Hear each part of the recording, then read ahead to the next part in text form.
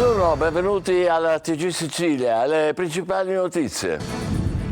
Morto nel porto di Catania un marinaio al lavoro a bordo di una nave cargo che imbarca container. L'incidente durante le fasi di carico. La procura, che ha ordinato il sequestro della nave, ha indagato per omicidio colposo un manovratore catanese.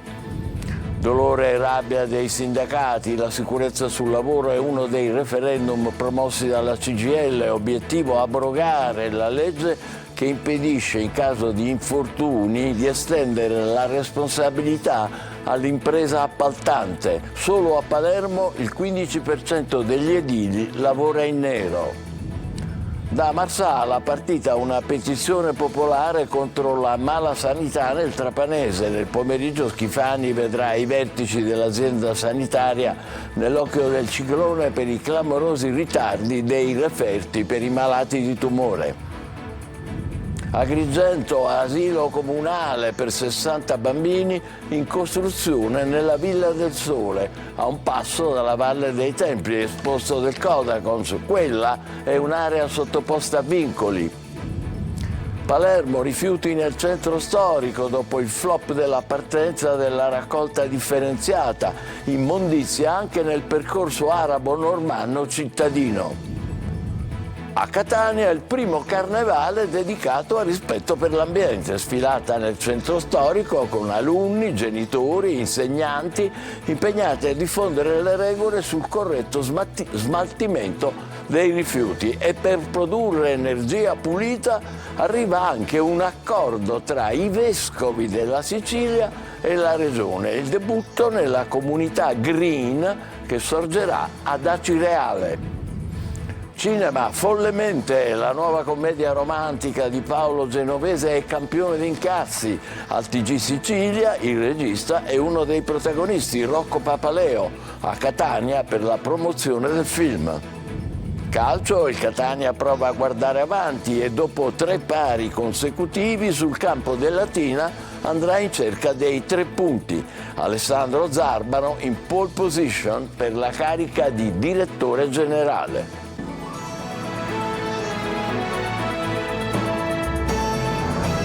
Bentrovati. Nel porto di Catania è morto un marinaio di 52 anni durante le operazioni di carico dei container su una nave cargo della compagnia Grimaldi. C'è un'indagine della procura e c'è anche un indagato. Luca Ciliberti. Nuova tragedia sul lavoro, stavolta al porto di Catania. Un marinaio di 52 anni, Vincenzo Giova, è morto ieri pomeriggio mentre era a bordo dell'Eurocargo Ravenna, nave del gruppo Grimaldi che imbarca solo container, che sarebbe dovuto salpare per Salerno. L'incidente è avvenuto durante le fasi di carico nel porto del capoluogo etneo. Per l'episodio è indagato con l'accusa di omicidio colposo un manovratore catanese di 60 anni che si occupa della movimentazione delle ralle e lavora per una società siciliana che fornisce i servizi a terra per le navi cargo. Si tratta di un atto dovuto a garanzia dell'indagato che consentirà di partecipare ad eventuali accertamenti irreperibili, spiega l'avvocato dell'uomo Luca Blasi.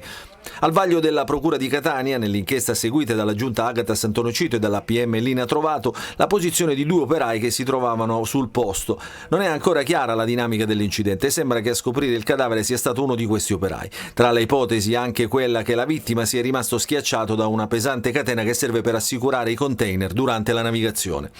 Sul posto sono intervenuti militari della Guardia Costiera, agenti della Polizia di Frontiera e personale del 118. Sequestrato il ponte 4 del ponte di Catania, al momento inaccessibile, circoscritta l'intera area per scoprire se ci siano nuovi elementi utili alle indagini. La vittima, Vincenzo Giova, originario di Napoli, era un lavoratore stagionale con esperienza ed era entrato nel gruppo Grimaldi solo da poco più di un mese. Lascia la moglie e 4 figli. Dolore e rabbia dei sindacati. Il problema della sicurezza sul lavoro è presente in tutte le vertenze sindacali e ogni anno sono 1 migliaio le vittime e 500.000 le denunce di infortuni in tutta Italia. Altissima la percentuale anche di incidenti invalidanti. Manlio Viola. Continueremo a fare la nostra parte per giungere ad un momento in cui non dovremo più raccontare tristi storie come queste. CGIL e CISL di Catania si stringono alla famiglia del marittimo campano vittima dell'ennesimo incidente sul lavoro. È una lista lunga, troppo lunga, senza soluzione di continuità, quella degli incidenti gravi, molti dei quali mortali o comunque invalidanti. Una storia che si ripete in settori diversi ma con modalità sempre analoghe. Proprio oggi dai controlli dei carabinieri e degli ispettori del lavoro emerge come un lavoratore su 8 è in nero o irregolare, non sottoposto a visita medica per le idoneità allo svolgimento delle sue mansioni e non formato in materia di sicurezza nei luoghi di lavoro nel settore edile nel Palermitano. Nel corso delle verifiche effettuate in tutto il territorio e sull'isola di Ustica è stato accertato che il 15% lavora senza un regolare contratto e senza le garanzie previste per legge. Proprio la sicurezza sul lavoro è uno dei 5 quesiti del referendum promosso dalla CGIL e validato dalla Corte Costituzionale. Agli italiani viene chiesto di dire sì alla modifica della legge che impedisce ad oggi, in caso di infortunio negli appalti, di estendere la responsabilità all'impresa appaltante. A fronte di 500.000 di denunce di infortunio ogni anno in Italia e di 1 migliaio di morti, occorre abrogare le norme esistenti che sono troppo stringenti, dice la CGIL. C'è un'ultima ora da Mazara del Vallo. Il cadavere di un uomo dell'apparente età di 70 anni è stato trovato nel portocanale della città. All'altezza delle gambe dell'uomo era avvolta una corda cui era legato un sacchetto pieno di pietre. Un giovane di 19 anni, Lorenzo Mallo, è morto in un incidente stradale sulla provinciale tra Brucoli e Augusta nel Siracusano. Viaggiava a bordo di un'auto guidata dal fratello 22enne che è rimasto ferito. Secondo una prima ricostruzione la loro vettura è andata a finire contro un muro. A Marsala ha lanciata una petizione popolare contro la malasanità nel Trapanese. Intanto si attende l'esito della riunione convocata da Schifani nel pomeriggio, cui parteciperanno il direttore e il manager dell'azienda sanitaria di Trapani, da giorni nell'occhio del ciclone per i clamorosi ritardi dei referti per i malati di tumore. Cercherò di capire cosa è successo, anticipa il governatore. Laura Spanò.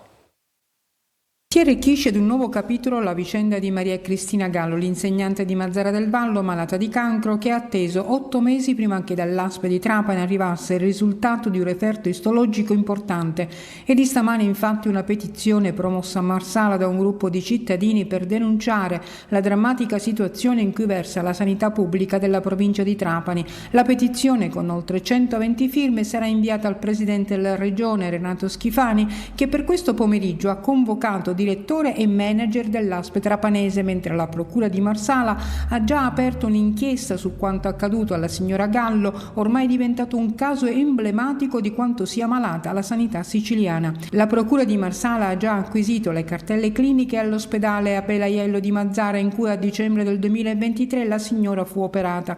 Nel frattempo sono partiti i controlli all'ASP trapanese degli ispettori inviati dall'assessorato regionale alla salute su input anche del Ministero della Salute per avere chiarimenti sui tempi di lavorazione dei campioni istologici. In attesa di esito ci sarebbero all'ASP di Trapani quasi 3.000 esami e anche su questo sarebbero in corso accertamenti da parte della procura. Agrigento, cementi e abbattimenti sospetti, nuova ispezione dei carabinieri nell'ex Villa del Sole a un passo dalla Valle dei Templi. Ascoltiamo Davide Sardo. Era uno dei pochi polmoni verdi di Agrigento a 2 passi dalla Valle dei Templi. Oggi l'ex Villa del Sole è una distesa di cemento con alberi abbattuti e un cantiere sotto inchiesta. I carabinieri del Centro Anticrimine Natura sono tornati per la seconda volta nell'area dove si sta costruendo un asilo comunale per soli 60 bambini. Un esposto del Codacons regionale solleva dubbi pesanti. L'area sarebbe sottoposta a vincoli stringenti che ne eviterebbero l'edificazione, ma i lavori proseguono e secondo la situazione gli abbattimenti potrebbero essere avvenuti senza le necessarie autorizzazioni. Noi aspettiamo l'evento che potrebbe accadere da un momento all'altro, è quello della decisione della Procura della Repubblica di inquisire tutti gli attori della situazione, perché noi abbiamo dimostrato più volte con documenti alla mano, non abbiamo mai gridato allo scandalo senza documentarlo, che purtroppo è un cantiere illegale, un cantiere illegittimo, è un cantiere, oltretutto è stata perpetrata una cosa che non potevano, che è la variante urbanistica, con decreto, attenzione, pure della regione, che non ha tenuto conto di una legge regionale che invece sancisce che questo appezzamento di terra è città antica. Nel sopralluogo i carabinieri hanno raccolto prove fotografiche, ascoltato gli operai e sequestrato una zona del cantiere dove i rifiuti sarebbero stati smaltiti in modo irregolare. Segnali preoccupanti di possibili illeciti. Palermo, rifiuti nel centro storico dopo la partenza flop della raccolta differenziata. Immondizia anche nel percorso arabo-normanno cittadino e i turisti osservano con incredulità. Marco Gulla. Palazzo dei Normanni, uno dei corridoi turistici della città. I rifiuti stazionano sul marciapiede, mentre i turisti passeggiano e osservano con incredulità. La raccolta differenziata, lanciata da giorni nel centro storico di Palermo, non decolla. I cumuli di rifiuti nel percorso arabo-normanno cittadino rappresentano una cartolina poco edificante. La RAP ha organizzato una serie di iniziative per distribuire i mastelli e per fornire indicazioni ai residenti. Questa mattina l'appuntamento era nel quartiere dell'Albergheria a Balarò. Questo è un quartiere difficile, però io non mi scoraggio, non molliamo nessuno di noi, perché ritengo che non c'è una città di Serie A e una città di Serie B. Abbiamo fatto, rispetto alle altre zone, 5 volte gli infopoint che abbiamo fatto nelle altre zone. Abbiamo fatto una campagna, come vedete, quasi porta a porta, perché abbiamo fatto una ventina di piazze per consegnare i carrellati. Basta dire che appena è partita, da 70-80 che andavano, sono passati a 500 consegne. Siamo quasi a 5.000, devo dire, abbiamo quasi coperto la totalità dei cittadini. Ora stiamo facendo anche i commercianti che mancavano, a parte anche i controlli, perché è giusto e corretto che chi rispetta vada rispettato, chi non rispetta venga anche sanzionato. In periferia però la situazione è ancora decisamente allarmante e queste immagini lo testimoniano, distese di rifiuti alle porte della città. Da giorni nessuno interviene per rimuoverli e poi rifiuti anche allo Zen, a Brancaccio, al CEP.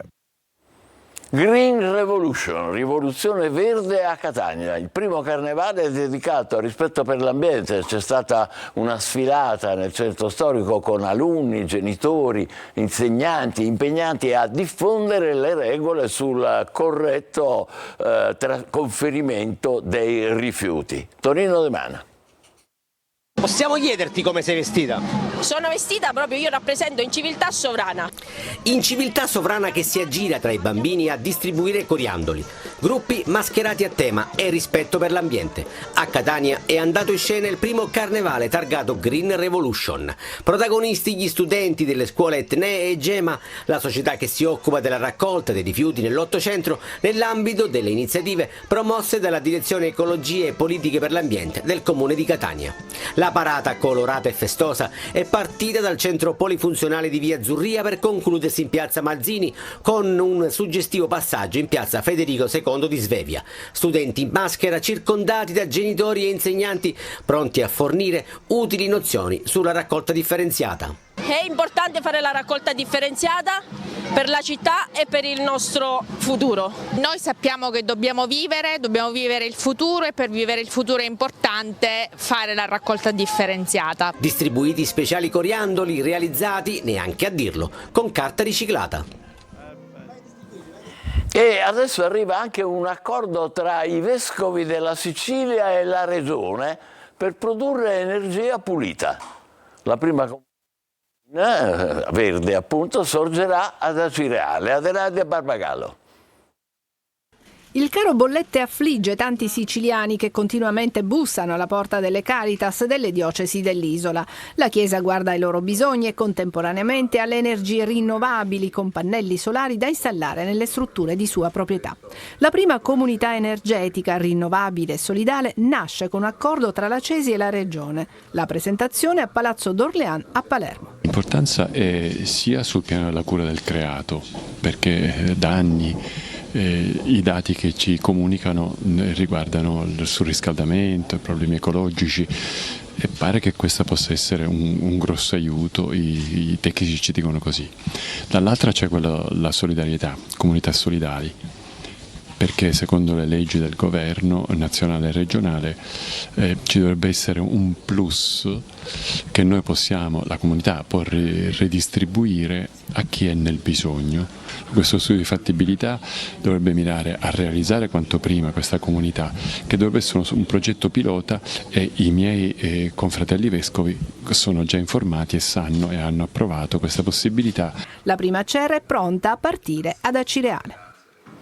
Commercianti in crisi a Messina e il Comune ha in programma una serie di iniziative a sostegno delle attività commerciali e turistiche per i prossimi 4 anni. 25 milioni di euro i fondi a disposizione. Francesco Triolo.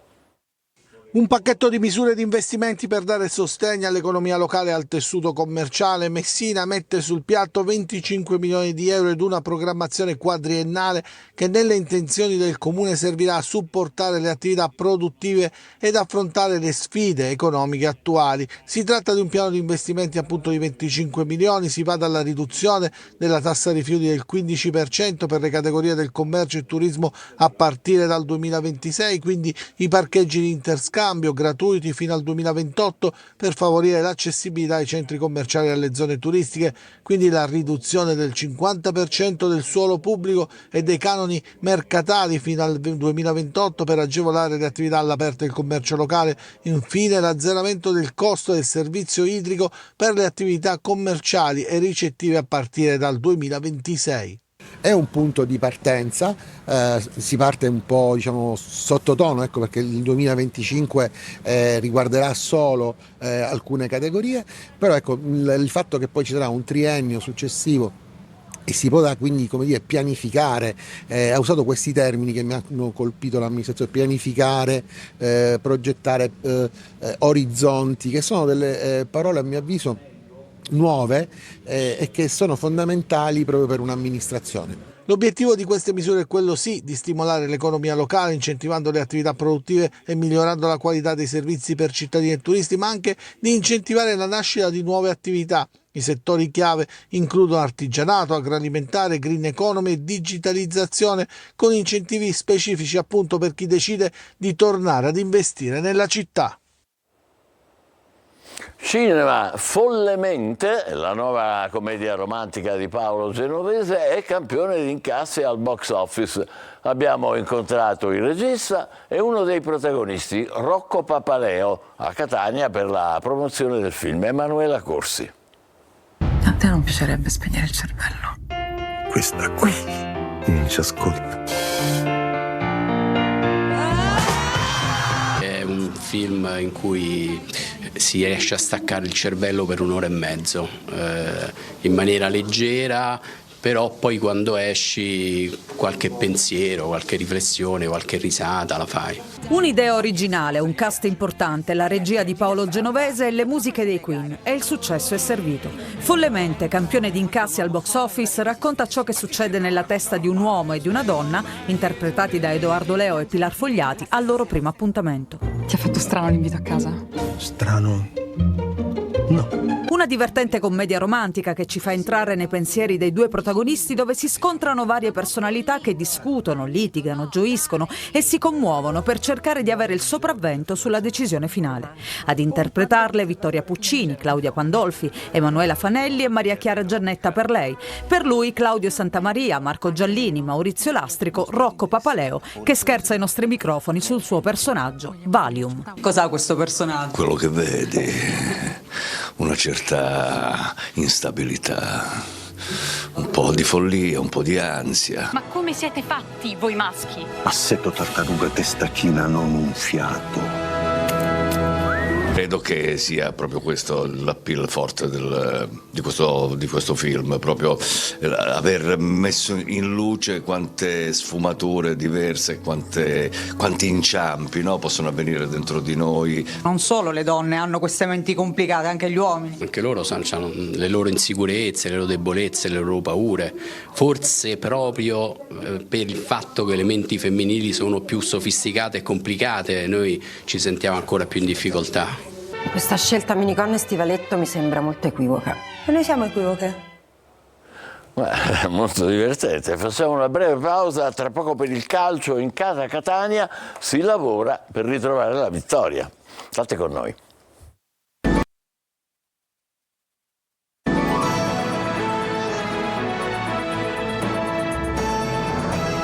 Il Catania guarda avanti e dopo 3 pari consecutivi va a caccia dei 3 punti sul campo del Latina. Intanto la dirigenza cerca di coprire la figura del direttore generale. Tonino De Mana.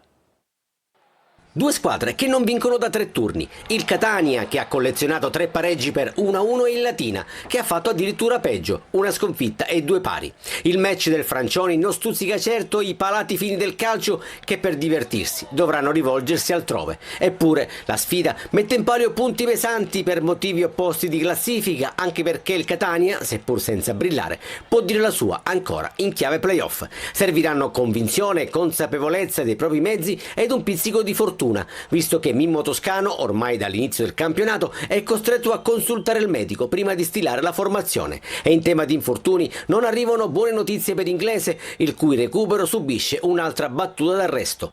Attacco ridotto al Lumicino contro il Foggia per le assenze causa virus influenzale anche di Montalto e De Paoli, che comunque dovrebbero essere pronti per la sfida di sabato. In mediana sarà ancora assente Stoppa, che dovrà scontare un altro turno di squalifica. Dal campo alla scrivania, con il Catania che sotto traccia lavora per coprire la carica di direttore generale, figura che manca nel mosaico dirigenziale e che potrebbe tornare utile per la programmazione della nuova stagione agonistica. Almeno una mezza dozzina i nomi che vengono accostati al Catania. In pole position sembra esserci Alessandro Zarbano, originario di Lentini e già accostato al club di Pelligra. Suggestive ma scarsamente praticabili le piste che portano ad Angelozzi, Perinetti, Polito e Taldo. A Messina il futuro del club giallorosso è sempre in bilico. L'ex proprietario Sciotto ha chiarito che non tornerà. Il sindaco ha lanciato un appello raccolto dal presidente del Trapani Antonini, Francesco Triolo. Giovedì potrebbe essere il giorno in cui verrà riscritta la classifica di Serie C. I deferimenti del procuratore federale su segnalazione della Covisoc arrivati ieri danno il via alla procedura che porterà a penalizzazioni o nei casi più gravi anche alle esclusioni dal campionato. Il Taranto sembra destinato a non completare il torneo. Per la Turris si attendono ulteriori accertamenti. Il Messina sarà certamente penalizzato, ma c'è da quantificare in che misura. In riva allo stretto però preoccupa più il futuro del club. L'ex presidente Sciotto in una lettera aperta ha escluso un suo ritorno attraverso la clausola rescissoria, ricordando insulti, contestazioni, ostruzionismo e la pressione per costringerlo a vendere. La palla quindi è nei piedi di AAD Invest, ma non senza timore da parte dell'ambiente. Il sindaco di Messina Basile ha lanciato un appello, ieri ha incontrato una delegazione della squadra e sta sondando eventuali vie d'uscita, con uno scenario che potrebbe aprirsi nei prossimi giorni, grazie all'interessamento del presidente del Trapani, Valerio Antonini, che da parte sua proprio ieri sera ha chiarito che non lascerà Trapani, quindi non potrà avere quote nell'ACR, ma che sta cercando di aiutare attraverso il sostegno di qualche amico interessato a non far perdere il patrimonio Messina. Del resto, passare dalla Serie C all'eccellenza sarebbe una sconfitta per tutto il movimento siciliano. Noi intanto ci fermiamo qui, l'appuntamento per la prossima edizione è alle 20. Grazie per essere stati con noi, buon pomeriggio.